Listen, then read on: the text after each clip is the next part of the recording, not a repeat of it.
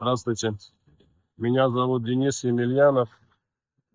Хочу поделиться отзывом о процессе приобретения и поставки станка.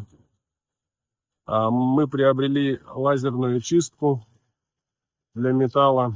Источник у нас Райкус 3 киловатта. Поставщик Амурстан. Финансовые услуги оказала компания Интерлизинг.